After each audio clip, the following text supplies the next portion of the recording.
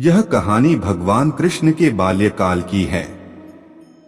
बचपन में कृष्ण बड़े ही शरारती थे। आए दिन कृष्ण भगवान के नए नए उलाहने रोज यशोदा मैया के पास आते रहते थे। इन्हीं उलाहनों से तंग आकर एक दिन यशोदा मैया छड़ी लेकर कृष्ण भगवान के पीछे दौड़ी थी और मैया से भगाते भगाते गोविंदा एक कुम्हार के घर घुस गए। उस वक्त कुम्हार अपने काम में व्यस्त था, पर जब कुम्हार की दृष्टि भगवान पर पड़ी तब वह बड़ा ही प्रसन्न हो उठा। कृष्ण बोले, कुम्हार जी मेरी मैया बहुत क्रोधित है और छड़ी लेकर मुझे ढूंढ रही है। कुछ समय के लिए मुझे कहीं छुपा लीजिए। कुम्हार भगवान श्री कृष्ण के अवतार स्वरूप से ज्ञात था। उसने तुरंत कृष्ण जी को एक बड़े से मिट्टी के घड़े के नीचे छुपा दिया। कुछ समय पश्चात जब यशोदा मैया ने वहां आकर पूछा, क्यों रे कुम्हार, क्या तूने मेरे कान्हा को देखा है?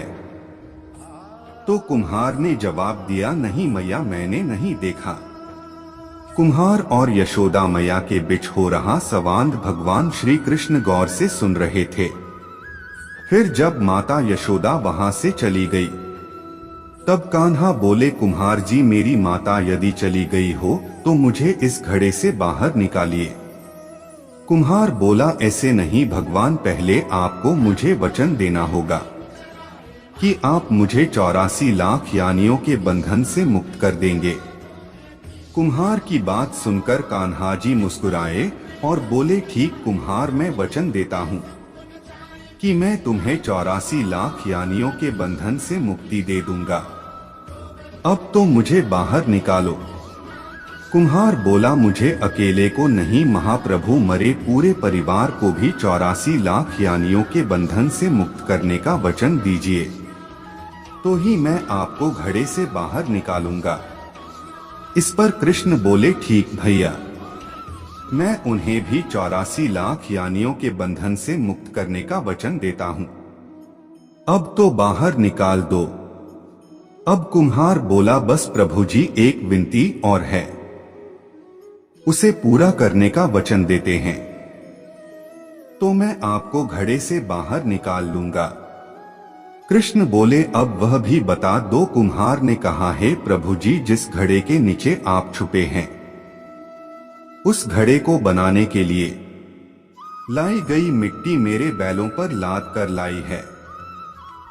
आप मेरे उन बैलों को भी 84 लाख यानियों के बंधन से मुक्त करने का वचन दीजिए। कृष्ण भगवान ने कुम्हार का प्राणी प्रेम देखकर उन बैलों को भी मोक्ष देने का वचन दिया।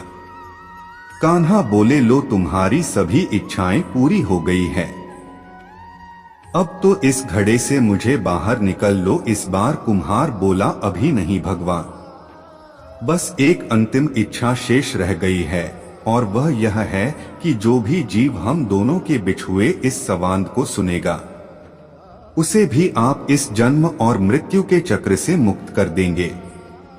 बस यह वचन भी दे दीजिए, तभी मैं आपको इस घड़े से बाहर निकालूंगा। कुम्हार की सच्ची प्रेम भावना देखकर कृष्ण भगवान अति प्रसन्न हुए और उन्होंने कुम्हार को तथास्तु कह दिया। फिर जाकर कुम्हार ने बाल कृष्ण को घड़े से बाहर निकाला। उनको साष्टांग प्रणाम करके उनके चरण धोए और वह चरण अमृत प्राशन करके अपने पूरे घर में उसका छिड़काव किया। अंत में कुम्हार प्रभु कृष्ण के गले लगकर इतना रोया कि उनमें ही विलीन हो गया।